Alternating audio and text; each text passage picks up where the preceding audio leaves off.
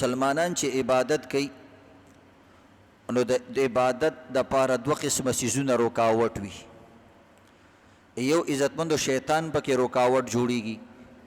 یو د شیطان کارندگان پکې رکاوټ جوړیږي. چونکې شیطان الله رب العزت د عبادت د نه کولو د وجې نه رسوا کړی و. آدم علیه السلام ته سجده نه وکړې، د الله حکم نه ومنلی. دی وجې نه اوس شیطان او داغه کارندگان دا کوشش کوي چې د الله بندیگان په څه طریقې باندې د عبادت نه محرومه کړي. نو دی وجې نه عزتمندو عبادت چې کله هم سړی کوي ډېر شکوک او شبهات سړي ته خلک په زړونو کې اچوي. مړه دا مونځ څه دپاره کوې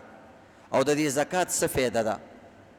ډېر څیزونه په دنیا کې داسې دي موږ ته د هغې د فایدو پته نه لګېږي، موږ یې بیا هم کوو. نو د الله رب العزت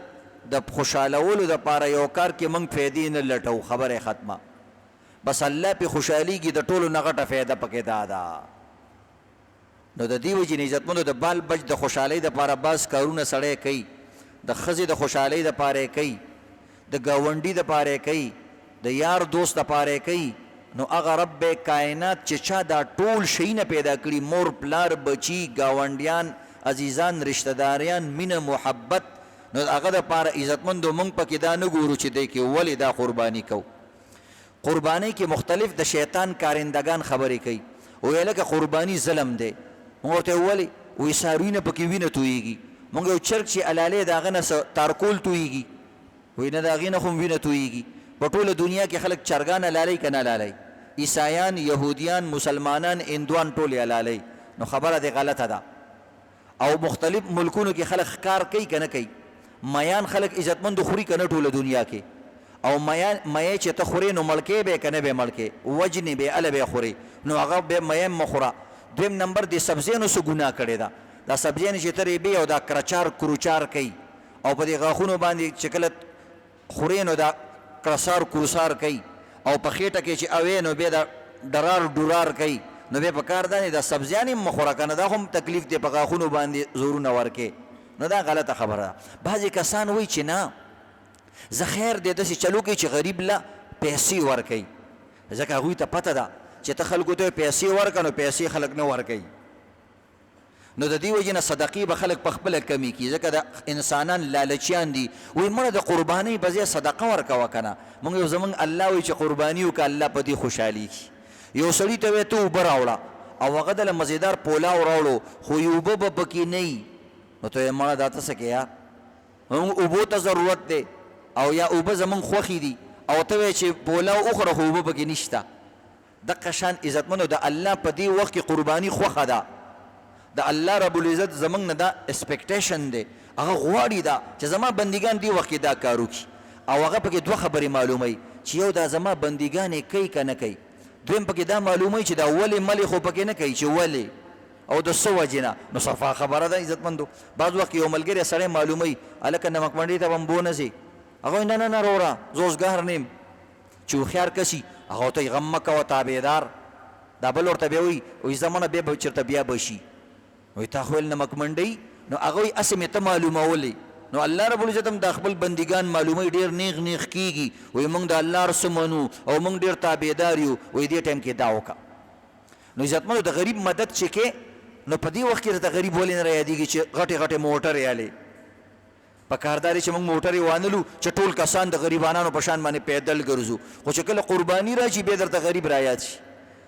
او دا کوشي بازار کې چې 5 جوړې جامې کې اختر له 2-3 جوړې دې وخت کې درته رایاد نشي چې هلکه یو جوړه به زه وکړم او دا 2 جوړې به غریبانانو له ورکړم، هغه ټایم درته نه رایادېږي. او دا ښځې چې میکپونه الي او دا سیزونه او سامانونه الي او د میکپونو باوجود هم نه ښایسته کېږي، خو بیا هم پې پیسې خرج کوي، وایي زه څه نه څه خو دا شادولا خو پې دوکه کېږي که نه، او دا بیکاره کسان خو پې دوکه کېږي بیا هم په ځان باندې خرچې کوي. په دغه وخت کې د غریب درته نه رایادېږي، خو چې کله د الله حکم رالی قرباني غریب درته رایاد شو. دویمه خبره ته واوره که نه چې په قربانۍ کې هم د غریب مدد دی، ځکه قرباني چې تا حلاله کې څو حصې کې 3 حصې، یو ځان دپاره او دویمه د رشتہ دارانو دپاره او دریم د غریبانانو دپاره. نو د غریب مدد خو دې کې شته. او غریبانانو لم چې پیسې ورکړي، غریبانان هم نن سبا مست دي، هغې پې د خونک شي نه کور ته نه وړي چې سړي له دې ورکړه ځان له بوټان الي، ځان له کپړې الي، ځان له موټر سایکل له لیټونه الي، او ځان له چې کوم دی عزتمندو د موټرو له نمې دغه علي مختلف شیونه علي چا سره چې څه شي کور ته یې نه وړي اکثر غریبانان چې ښځې له دې ورکړې بچو باندې نه خوري نو دې وجې نه شریعت وایي چې د قربانۍ شی وکړه خوراک ورسوه چې د هر غریب ته غوښه ورسیږي او تاسو کتلی دي که نه عزتمندو په دې اختر کې الحمدلله د هر غریب کور ته هم چې ته لاړ شي هلته غوښه پخ شوې وي نو دا در حقیقت د غریب مدد دی نو دا یو دوه خبرې وې دا مې درته بیان کړې اوس یو څو مسایل درته بیانو د دې دپاره چې زمونږ او ستاسو قرباني اعلی درجې کې ادا شي بعضې دا مې درته تېره جمعه په دې مستقل بیان کړی چې بعضې کسان وایي دې کې دا شرایط ولي دي دې کې ولي دي دې کې ولي ته چې کپړې علي بغیر د شرط نه علي یو سړی درته وایي ګلابي رنګ جامې وکړه ښه ډیسکو به پکې ښکارې او هغه بل شی به هم پکې ښکارې دوه مزې او دغه به هم دې باندې نه نه نه وروره زما دا رنګ نه دی خوښ دا مې خوښ دی سپلۍ پلانې مې خوښ دي دا مې نه دي خوښ ولې ټولې سپلۍ دي ټولې چپلې دي ټولې کپړې دي ټولې ټوپۍ دي ټول واسکټونه دي ته پکې دا خوښې ولې کې وایي خیر دی مړه ما سره دا خوند کوي نو الله رب العزت هم دقه شان وایي چې دا زما په خوښې وکړي وایي دې کې ما الله رب العزت وایي ما له خوند راکوي چې لږ مزېدار وي او دغه رنګې څاروي کې عیب نه وي څاروی بالکل صفا سوتري لږ ښایسته لږې غوښې والی او دا دې ته پې پیسې ورکړي د عام روټین کې نه پې ډېرې پیسې ورکړي نو الله رب العزت خوشحالېږي صحیح ده که نه عزتمند یو ملګري ته دعوت کوم او کلولو له پاخه کا وایي خدای دې غرق کا تا دې کلولو لپاره زه فلاني ځای له راوغوښتم نو دا ما چې کومې پیسې په کرایه کې ولګولې نو په دې باندې خو سیر کلول ما کور کې پخولی شو یو هفته مې خوړی شو خامخا چې دعوت سړی کوي لږ شان ښه شی پخوي که کلول مې تړکه ورته لګوي که کلولي نو انډه پکې اچوي چې لږ مزېدار شي لږ خوندور شي شوملې ورسره وکړي د خپل وس مطابق ساګ ورسره ملګري کړي سلاد ورسره وکړي یو دوه درې کمزوري څیزونو سره ملګري کړي یا عزتمند ملۍ ورسره راوالي ماسته ورسره راوالي لسي ورسره راوالي شین مرچکې ورسره راوالي پیاز ورسره کټ کړي د خپل وس مطابق نو خلک وایي چې هلکه د خپل وس مطابق چې کور کې څه شیزونه وه هغه ټولې تیار کړه دقه شان الله رب العزت هم غواړي چې زما د بندګان قربانۍ کې لږ ښایسته مزېدار یو څو ورځې وپالي یو څو ورځې چې کوم دی ماشومانو سره لوبې وکړي او کافرانو ته هم پته ولګېږي چې هلکه د الله چې کوم بندګان دي ګورې هغوی الله دپاره مال هم ورکولی شي او که خپل سر نه نو د ګډې سر خو ورکولی شي او که خپل سر نه نو د سنډا سر خو ورکولی شي او که خپل سر نه د چیري سر خو ورکولی شي نو زه چې نن دا سر ورکو کیدای شي سبا دا سرکوز یې د خپل سره م ورکي الله رب العزت دې طریقې سره ګوري دا کسان او بل کس ته عزتمندو هغه ټوله میم زرما او ټوله زما کافران څه وایي میم زرما او ټوله زما او نو د دې وجې نه عزتمندو دغه کول پکاري اوس یو څو مسایل درته بیانو یو مسله دا ده عزتمندو بعضې کسان یې څاروی واخلي او بیا په څلور کسه یا په دوه کسه یا په درې کسه یا په شپږ کسه خو قربانۍ کې خو وکېږي دا وروسته وایي زه به ځان سره دا کاکا ماما ترور خور خوری دا به ځان سره شریک کړمه وروسته ورته ذهن راشي یو ملګری ورته سوال کوي یو حصه پکې موږ له م واچوه نو چې شپږ حصو باندې اخیستی یو حصه پکې شته که پنځو حصو باندې څاروی اخیستی دوه پکې شته که په دوه یې اخیستی پنځه پکې شته نو آیا اوس نوی کس ځان سره شریکولی شي که نه شي نو عزتمندو څاروي اخیستونکي دوه قسمه خلک دي یو هغه کسان دي چې مالدار موږ ورته وایو صاحب نصاب چې چا باندې قرباني لازم ده د دې هم دوه صورته دي یو دی غریب چې د ځان له څاروی اخیستی دی نو د دې هم دوه صورته دي مالداره سړي که ځان له قرباني دپاره څاروی اخیستی دی او لا کسان یې مقرر کړي نه دي وایي وروسته به ګورو چې څونه قربانیان یې پې کولې نو بس خبره ختمه خو څاروی اخیستی دی اوس چې څومره کسان پکې شریکوي تر و پورې ځان سره شریکولی شي ممانعت پکې نشته ځکه په مالداره په صاحب نصاب باندې یو حصه قرباني ده نو شپږ حصې ته زیاتې دي اوس که ځان سره خور خوری مور پلار نبی علیه السلام ګاونډي یار دوست دې ملک بل ملک یو کس سړی ځان سره شریکوي هېڅ خبره نه ده د ویلو چې زه به وروسته مقرروم خو که مالداره سړي مخکې نه ویلي چې موږ په شپږ کسه د اخیستی یا په پنځه کسه م اخیستی یا په څلور نو بیا پکې یو کس دوه کسان شاملوي بیا بهتره خبره نه ده ځکه تا د زړه نه یو ځل ویستې دي چې زه به په دې څاروي کې پنځمه حصه حلالوم نو پنځمه حصه باندې چې مثلا په یو نیم لک باندې څاروی شوی نو پنځمه حصې څومره جوړېږي 30,000 30,000 روپۍ جوړېږي مثلا نو چې 30,000 جوړیږي گویا کې تا 30,000 روپۍ 10,000 روپۍ د زړه نه ویستې دي. اوس که ته دا په 200 باندې تقسیمې نو بیا 20 حصه په 60,000 جوړیږي. د 60,000 نه لږ شان زیاته 21,000. نو د دې وجې نه شریعت درته وایي دا مخکې چې د 10,000 روپۍ د زړه نه ویستې دي دغه صحیح دي. اوس مه راکمیږه. خو که بالفرض مالداره پکې ځان سره څوک شریک کو نو ګنجایش یې شته خو بهتر نه دی. او غریب سړی هم دوه قسمه دی. غریب به یا دا مخکې نه ویلي وي چې ځان سره به څوک شریکوم یا به نه شریکوم. که ویلي چې شریکوم نو ډېره ښه ده. هغه هم پکې شپږ اووه کسان څومره چې شریکوي اووه پورې ځان سره شریکان کولی شي هېڅ خبره نه ده. ځکه غریب باندې خو یو حصه هم نشته دی که نه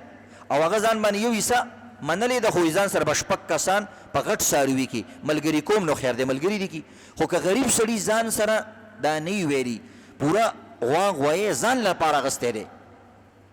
او دا یې نه ویلي چې ځان سره څوک شریکوم نو زموږ عالمان وایي اوس به غریب ورته ځان ټینګوي.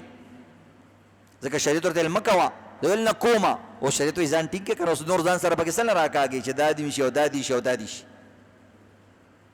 نو بهرحال د غریب او د مالدار مسله کې لږ شان فرق دی. یو دا مسله شو عزتمندو. بله مسله شوه بعضې کسانو قربانۍ دپاره پیسې ساتلي وي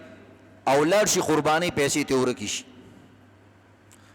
ځکه جیب کوتره ډېر دي. نو دې وجې نه عزتمندو ځان سره کوشش کوئ چې کله هم قربانۍ له ځئ 2-3 کسان ځئ. پیسو والا کسان سړي ته ووایه ته سیټ ته ودرېږه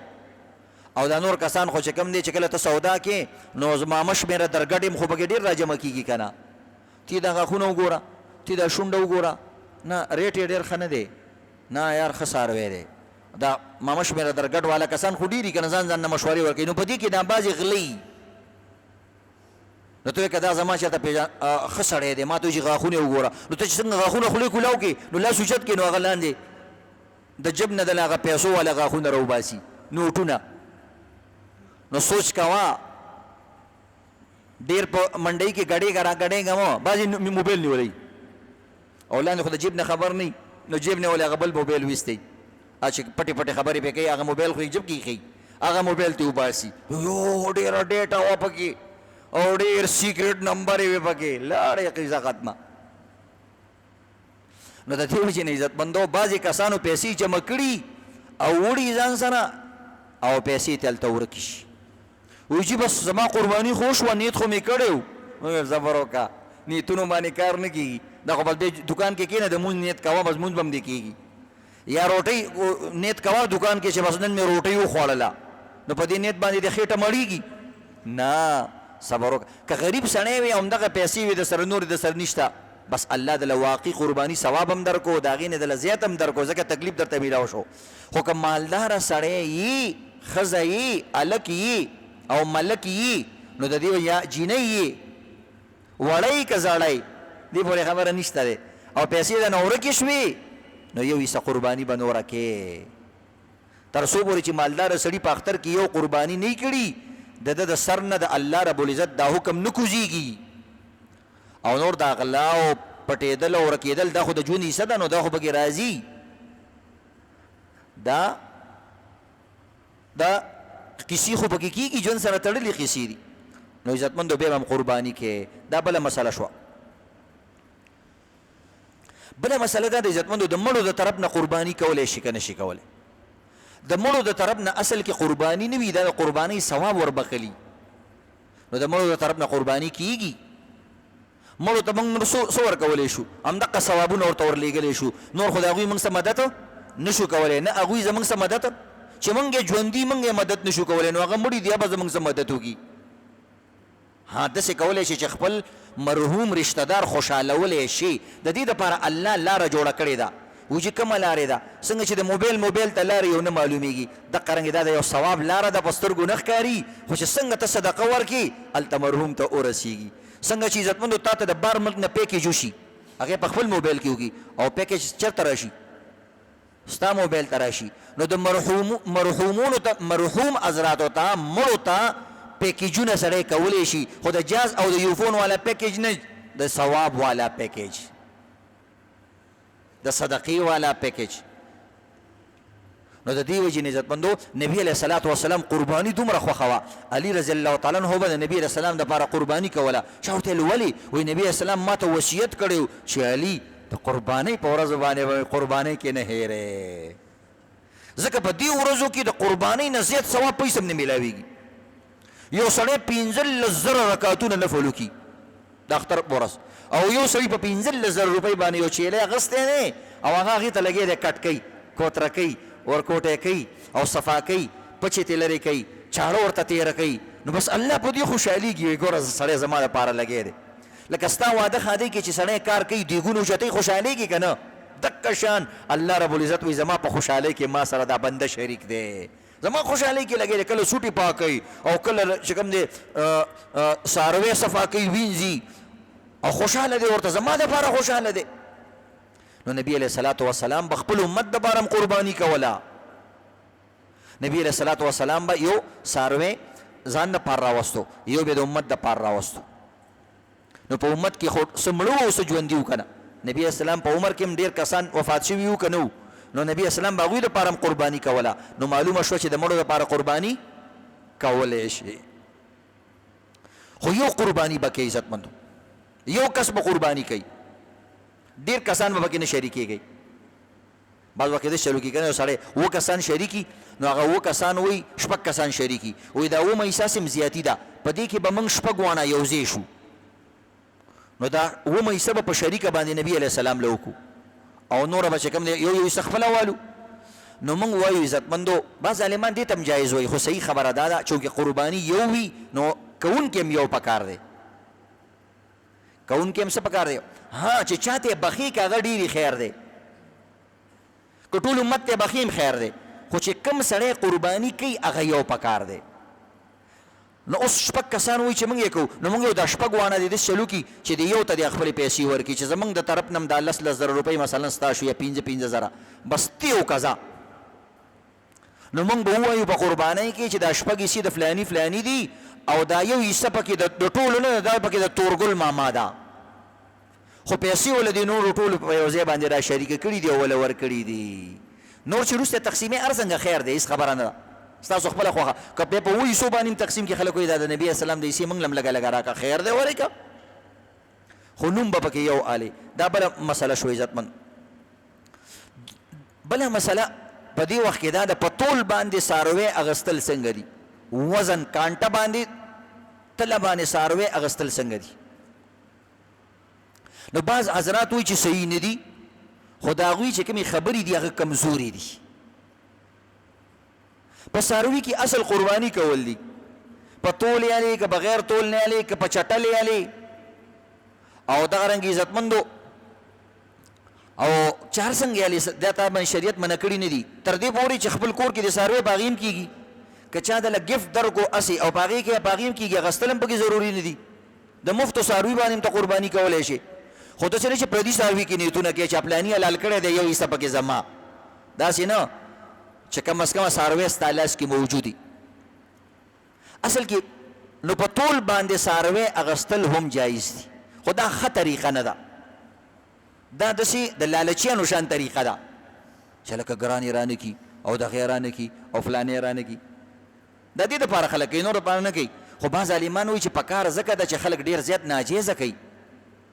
مثلا د څاروي غوښه د غټ څاروي 800 زر باندې میلاویږي او دا سړي د په 1800 پرېوځي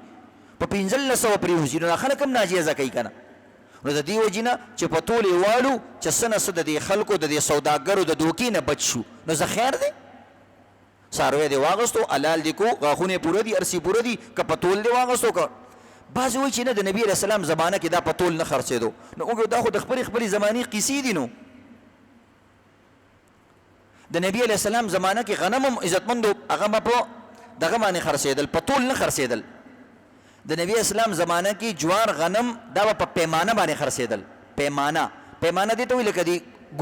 ګجرانو سره پی والا سره چې پلی پله نو دغه رنګې جامونه به د نبي اسلام او بالټي به جوړو نو یو بالټۍ به ورکړو لکه یو بالټۍ به بې ماله راکې نو په اسانه خبره په بالټي باندې پیمانه باندې به خرڅېدو نو خو بعض حضرات وایي چې د نبي اسلام زمانه کې کوم شی په وزن خرڅېدو نو څاروي به په تعداد خرڅېدو دانه دانه باندې به خرڅېده یو دانه 2 دانې 3 دانې نو اوس هم په دانو خرڅوي نو اکثر خو په دانو خرڅېږي اوس هم خو بالفرض که چا په تول واغوستو څه خبره نشته دی بعض وایي د اوبو د وجې نه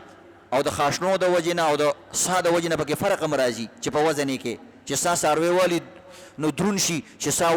خارج کې سپک شي، چې اوبه اوس کې دروند شي فلانې، نو بس دا قیسې خو پکې شته، دا خو په دې بل څاروي کې هم شته. بعض وایي خاشنم په تول کې پکې بیا خرڅېږي، نو موږ یو چې تی داسې هلې هغه کې به خاشنه نه نیسه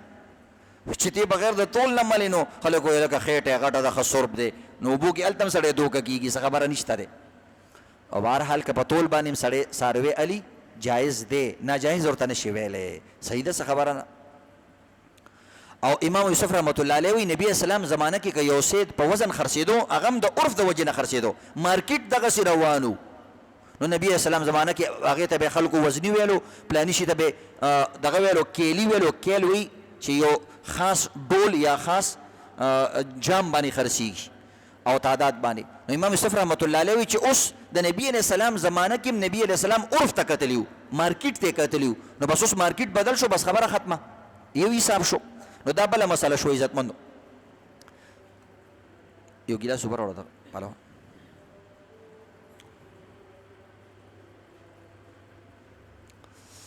یو بله مسله را پیښه شوي، نوي نوي قیسې را پیښېږي بس، او عوام پکې دا بولیان جنګوي را جنګوي، موږ مه جنګوئ یو بل سره، بس عمل کوئ. اوس خلک د فیسبوک مقتدیان دي، مخکې به داسې و چې د امام د فلاني دغه به مقتدیانو، اوس چې کوم دی جزاک الله مهرباني.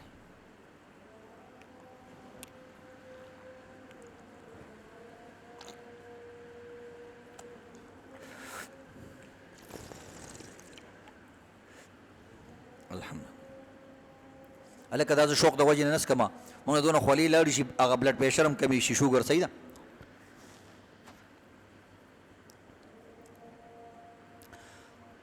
یو مسله بله د عزتمندو د عرفې د روژې باره کې،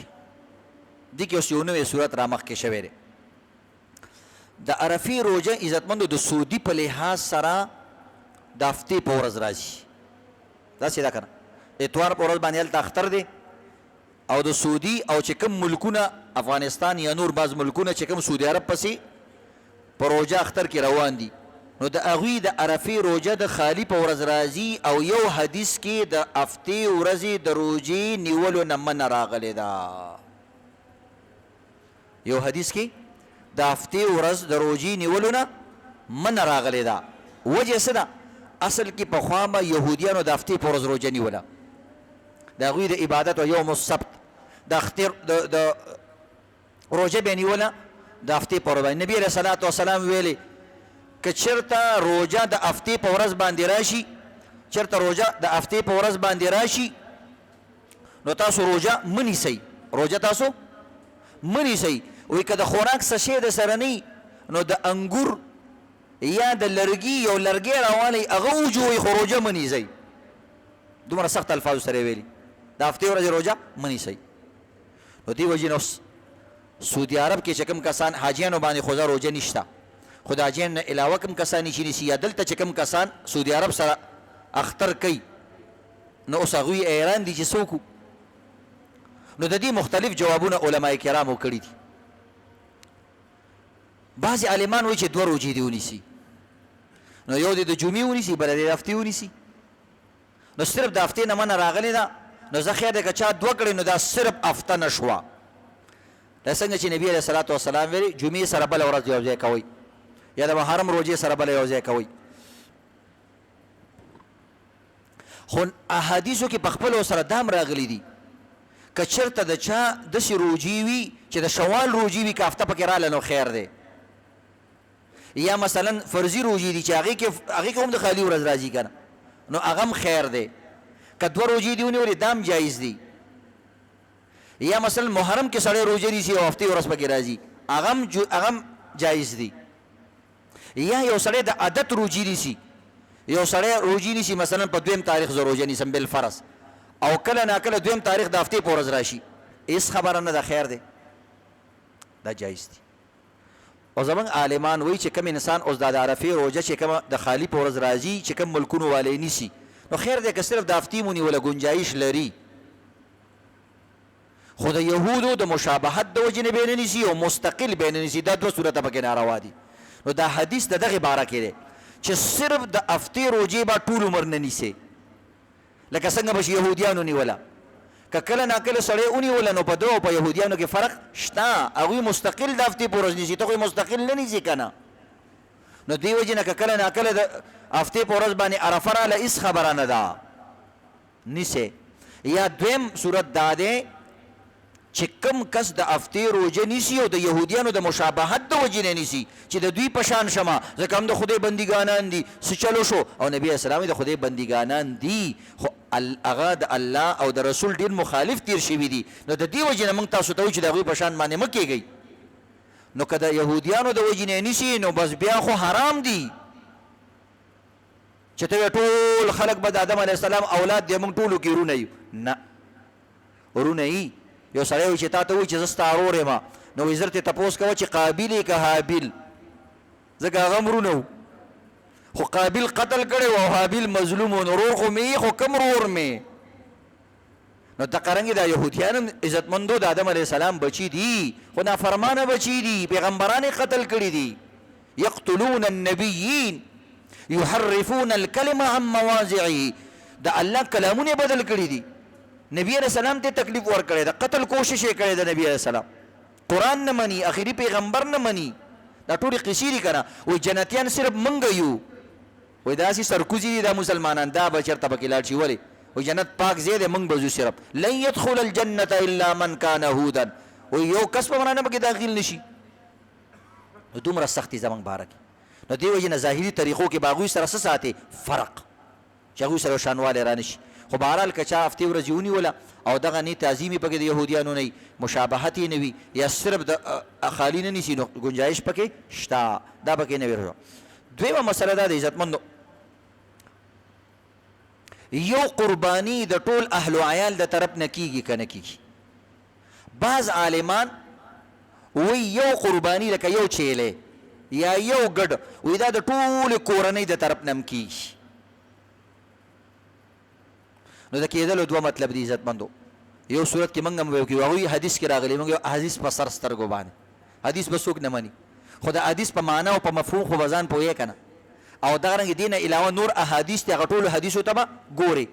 نو بعض فقها ټولو احادیثونو ته وګوري نو هغه وایي که بالفرض یو سړی یو قرباني کوي او د نور اهل و عیال یې نه کېږي او د هغوی هم دا جذبوي چې موږ قرباني وکړو نو نبي اسلام علیه خیر دی که تاسو په یو سر باندې دا قرباني وکړه دا داسې ده لکه د دې ټولو د طرف نه تاسو ټولو ته به خدای ثواب درکړي او ټول دا غوښه خورئ نو د ایوب انصاري رضی الله تعالی عنه یو روایت دی هغه وایي کنا نضحي بالشاة واحده یذبح الرجل عنه وعن اهل بیته وایي زموږ وخت کې به چې کوم دی یو څاروی موږ د ټولو د طرف نه لو فیأکلونه ویطعمونه وایي تر دې پورې چې ټولو به هغه خوړو موږ خوراک خو ټول لپاره جایز دی نو عزتمندو که داسې شي چې یو قرباني د ټول اهل و عیال لپاره کافي ده او دا حدیث کې راغلی دي نو داسې نور احادیث هم شته چې نبي علیه الصلاة وسلام به یو ګډ د ټول امت د طرف نه ملاله دا هم د نبي علیه السلام عمل دی نو بیا خو مطلب دا دی که ټولو مسلمانانو په سر باندې د دې حدیث مطابق یو ګډه ملال کې نو هم د ټولو مسلمانانو قرباني څه شوه وشوه خو څوک هم داسې نه وایي نه خپله خپله قرباني به کوئ دا د ثواب په اعتبار سره داسې د ثواب یې ټولو ته رسي نو موږ یو دغه حدیث کې هم دقه شان ده چې یو سړي د کور مالداره دی نور غریبانان دي خو د هغوی هم زړه کېږي او د یو سړي چې کومه قرباني وکړه نو الله یې ثواب دې ټولو ته وررسوي ځکه په یو قربانۍ کې دا ټول د سره منډه وي دا پیسې مو سره اکثر بچي ګټي دا ښځې وله تیاری ښځو سره خواري کوي نو د یو قربانۍ ثواب خو ډېرو ته رسي خو د دې نه دا مسله نه ثابتېږي چې کوم خلک مالدار دي او هغه وایي چې موږ یې نه کوو دا بېله خبره ده ځکه نبي اسلام من کان له سعة چې د چا وس وي ولم یضحي او دا قربانی نه کوي نو فلا یقربن مصلانا به دې زموږ جوماتونو ته او عیدګاه ته مونځ له نه راځي او دې سره به څه کوي نو د دې وجې نه عزتمندو احادیثو کې به لږ سوچ کې نو دې وجې نه بعض علماء کرام وایي چې دغه حدیث د ابو ایوب انصاري امام طحاوي رحمت الله علیه هم د حدیثو کتاب لیکلی هغه نور احادیث راوړي دي هغه دا حدیث منسوخ شوی دی یا منسوخ نه دی خو په دواړو حدیثونو باندې عمل وکړه مالداره سړی به چې د چا وس وي دا به ځان له قرباني کوي دا ځان له حدیث دی او دا بل حدیث چې کوم دی دا د ثواب باره کې دی که څوک ځان سره په قربانۍ کې بل سړی په ثواب کې ملګری کوي نو او موږ یو یار په شروکه باندې یو چیلی حلالو چې خدای راله ثواب راکړي نو د یو چیلي ثواب ټولو ته میلاویږي که نه میلاویږي خو که یو سړی وایي چې په شریکه باندې به د اختر والا قرباني وکړو نو نه دا مسله داسې نه ده دا جدا مسله ده نو دې وجې ځکه بل حدیثونو کې راځي صحابه کرام وایي چې نبی علیه الصلاة والسلام به چې کله څاروي حلالول نو هغوی به نبی علیه السلام حدیبیه کې چې کوم دی بدنه اوښ حلال کو عن سبعة دو کسانو د طرفنا والبقر عن سبعة او غوایم حلال کړه د وو کسانو د طرفنا نو د نبی اسلام عمل شته چې د وو کسانو د طرفنا قربانی شته او دویم په دې باندې اجماع ده د ټولو عالمانو د دنیا د مذهبونو چې د چیري نه کمه قربانی په شریعت کې د اختر والا نشته د اختر قربانی د چیري نه کمه نشته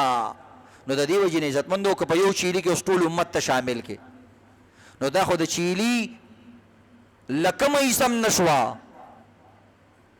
نو دا خو د چیلی قربانی نشوه د چیلی نه لاندې قربانی نشته نو مالداره کسانو له پکار دی عزتمندو چې هغه د خپل طرف نه کم از کم د څاروي یو حصه وکړي چې چا سره هم پیسي که په کور کې لس کسان دي او لس مالدار دي لس قربانۍ به کوي که دوه کسه قربانان باندې مالدار دي پاتو نشته په دوه شته نابالغ باندې نشته او لیونی باندې نشته دا دوه کسان نو که تاسو ته ځان نابالغ ښکاري یا ځان ته لیونی ښکاري د دنیا لیونی خو یو که نه ټول دنیا بس لیونی نه یو نو بس دا وجې نه موږ مجنونانو کې وشماره نو بیا عزتمندو بیا پې نشته کې نشته بله مسله د عزتمندو د عرفې د روژې یو خو دغه د هفتې ورځې روژه شوه اکثر کسان تپوس کېږي عرفه چا سره وکړو نو موږ یو اسانه خبره چې چا سره دی خوښه یې هغه سره یې وکړه سپوز جنگونه یو بل سره کوو ستا چې چا سره خوښې دي هغې سره وکړه زموږ چې چا سره خوښې مو هغې سره وکړو دې کې جنګ څه دی ته یو ورځ روژه ونیسه زه به بله ورځ ونیسم نو د الله دپاره به دوه ورځې په روژو کې راشي الله به وایي فلانۍ ورځ هم روژه وه فلاني نیولې وه فلاني ورځ روژه وه فلاني نیولې وه یو عمل به دوه ورځې وشي دې کې څه خبره خو نه ده خو عزتمندو دواړو طرف ته دغه شته که امت ټول را جمع کېږي او ټول سعودي والا سره اختر کوي یا سعودي والا سره روژه کوي یا سعودي والا سره عرفه کوي هېڅ خبره نه یو کې بعض وایي چې عرفه ته عرفه د دې وجې چې هلته عرفه کېږي عرفې ته عرفې د دې وجې نه م وایي چې هلته عرفات دی خو عرفې ته د دې وجې نه هم عرفه وایي چې نور وجوهاتو په بنایي بعض روایاتو کې راغلي چې نبی علیه السلام به د نهم تاریخ روژه نیولې ده هغې کې د عرفې ټکی نه دی راغلی نو روایات هر طرف ته شته څه خبره نشته دی او دویم سړی سوچ وکړي که نه په ټوله دنیا کې په یو ټیم باندې عرفه کېدی هم نشي ځکه اسلام خو صرف د سعودي عرب او د پاکستان دپاره نه دی که نه د امریکې دپاره هم دی روس دپاره هم دی فرانس دپاره هم دی نو په ټوله دنیا کې په یو ټیم کې ورځي نو چې کوم ټیم کې عرفه کې کسانی لاړ شي نو بعضې ملکونو کې خلک په کټونو کې پراته وي عرفه ځکه په کټونو کې پراته وي هغوی ته د عرفې پته هم نه وي داسې ملکونه شته که نه عزتمندو چې بعض ځایونو کې ورځي او بعض ځایونو کې نو ته عرفه خو دې ته ویل کېږي د عرفې ورځ ده نو د عرفې په ورځ به روژه نیسي نو کوم ملکونو کې چې شپه ده هغه به څنګه روژه نیسي ابه خامخا چې سهار له راپاسېږي نیسي نو چې سهار له راپاسېږي هلته به عرفه تېره شوي اوس به څه کوي هغوی به څنګه عرفه یا به یو ورځ مخکې نیسي لا به عرفه هلته شروع شوي نه وي که مخکې سپوږمۍ ولیدله او یا چې دوی راپاسېږي نو په سعودي عرب کې به عرفه سي ختمی نو د دې وجې نه د ټولې دنیا دپاره دین دی عزتمندو بل دا دی هلته خپل احکامات مونځ او دس که ته عرفه کې د سعودي عرب په شان باندې بیا پکار دی چې په همغه ټایم پېشمنۍ مو کې نه کېږي د هغې په ټایمونو باندې مونځونه موږ نشو کولی د هغې په ټایم باندې موږ تهجد نشو کولی ځکه زموږ خپل ټایمونه دي نو یو بل سره جنګ نه دي کول پکار مطلب دا دی که څوک د خپل ملک په اعتبار سره کوي بل ګوره د صحابه کرامو په زمانه کې هم داسې ځایونه وو چې هلته عزتمندو خبر به نه رسېدو چې عرفه کله ده اوس هم داسې ځایونه شته که نه چې هلته نیټ کار نه کوي او هلته ټلویزیون او دا څیزونه هغوی به د ځان څنګه خبرې چې په سعودي عرب کې عرفه شته که نشته د عرفې ورځ به هغوی څنګه معلوموي خو هغوی به د ذوالحجې میاشت ګوري که نه چې په کومه شپه یې میاشت ولیدله د هغې په نهم تاریخ باندې به هغوی څه وکړي عرفه وکړي پته م ورته نشته چې سعودي عرب کې عرفه شته که نشته نو موږ به د هغوی عرفې ته هم صحیح وایو که نه ځکه نهم تاریخ دی که نه دا غرنګ د نبی اسلام زمانہ کې هم په دې صحابه کرامو زمانہ کې هم دي کې اختلافات راغلي روزه یو ځای جمنګل ته په دومره تاریخ نیولې دا بل صحابي ورته په دومره تاریخ ویل صحیح ده بس نبی اسلام رسومو لرؤيته وافطروا لرؤيته بس هم لیدل نه صحیح او چې نم لیدل منی صحیح په خبره وای بو شي کنه بعضی کسان دلته په دوربین کې منخکاری او دوی تخکارش او کله ناکله په جامه کې په بلځي کې سوري هغه مرته نخکاری هم داسې رواني او تخکارش نو د سوچ خبر هم ده په دنیا کې نور کسانو ته نخکاری لکه واستکل غالبا په ملیشیا کې هم په پیر په ورځ باندې اختر دی نو دا صرف زموږ د ملک مسله نه ده د ټولې دنیا مسله ده چې ښکاره نه شوه نو څنګه یې نیسي وایي جي بس پلاني ماما لیدلې ده سعودي عرب ماما لیدلې ده نو ستا ملک خو خپله دلته ورځ شپه په دې اوقاتو کې فرق خو که څوک یې ورسره نیسي هم ناجایزه نه ده نو یو به سره جنګ جګړې نه دي پکار نو که څوک یې روژه نیسي سعودي عرب سره اختر سره کوي تکړه شي موږ به د اختر نه یو ورځ مخکې غوښې وخورو ډبل به شي اختر به څلورو ورځو ته مو رسي که نه درې به دا شي یو باغه شي نو د یو بل سره په دې خبرو باندې جنګ مه کوئ دا د الله د طرف نه سهولیات دي صحیح شو سهولیاتو نه فایدې اخیستل پکاري بل عزتمندو بعضې کس وي هغه قرضدارې وي وایي جي زه دغه کومه قرباني کوم او زیه کوم نو قرضداري سړي باندې عزتمندو چې د خلکو پې قرضونه راوړېدلي دي مثلا 10 لکه روپۍ قرض دی پې او د سره په دوکان کې دا 2 لکه روپو سامان دی نو 2 لکه روپۍ نور هم قرضدار دی په ده باندې قرباني نشته چې سره زر او نور خیسې ورسره نه وي بس نشته قرباني پې خبره ختمه خو بعضې کسان داسې وي عزتمندو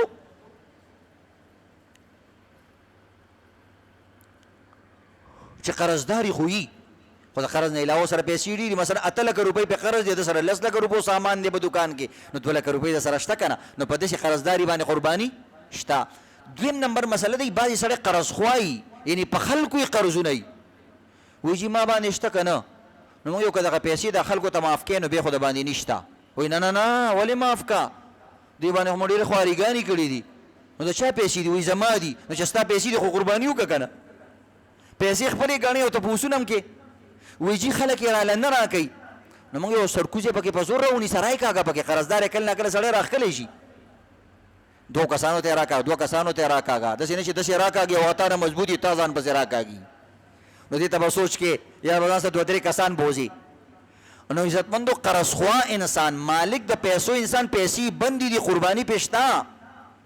نو څه نه څه پیسې خو به ورسره یي په هغې دې یو حصه وکړي که نه یو قرضدار یې پکې راټینګ کړي که نه عزتمندو د چا نه دي دا مو اوس قرض والي که نه در دومره وکړي دا د چا نه یو قرض والي که داسې مسلم وي په کور کې د یو اضافي شي هغه دې خرڅ کړي بالفرض یو سړي ته بالکل څه لاره نه جوړېږي پیسې خو شته خو ټولې خلکو سره بندې دي نو بس بیا د اختر نه بعد د یو چویلي یا د یو ګډ پیسې ورکړي خو قرباني ته ختمېږي نه جفت او طاق باندې کېږي که نه دا بله مسله ده بعضې کسان وایي جي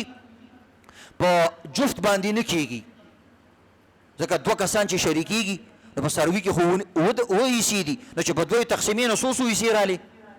3 څو رالې وایي دا نیمه حصه پکې چا راوسته دا سوچونه ورته مه کوئ عزتمندو د قربانۍ د جفت او د طاق مطلب دا دی چې د یو سړي حصه به د 10 نه کمه نه مثلا یو څاروی دی 80 کیلو نو د دې 10 حصه څومره شوه 10 کیلو 10 کیلو نه به کمه اوس په دې کې نه کې که یو څاروی دی 140 کیلو نو د 20 کیلو نه کمه حصه به پکې چاله نه ورکې نو چې کم انسان مثلا په 2 کسه شریک شي او 3 حصې والي نو په 80 کیلو کې د 200 کیلو غوښه شوه 35 کیلو غوښه شوه نو دا خو د 10 کیلو نه زیاته ده که نه یعنی د 10 حصې نه به کمه نه کې که پاو باندې کې که لږ باندې کې دا پکې جایز ده لہذا په یو قسم قرباني کېږي په 2 کېږي په 3 کېږي په 4 کېږي همدغه 4 ډېرې کا په 5 کېږي په 6 کېږي او په 9 کېږي په جفتم کېږي او په طاقم کېږي الله دې عمل کولو توفیق راکړي زه قاري صاحب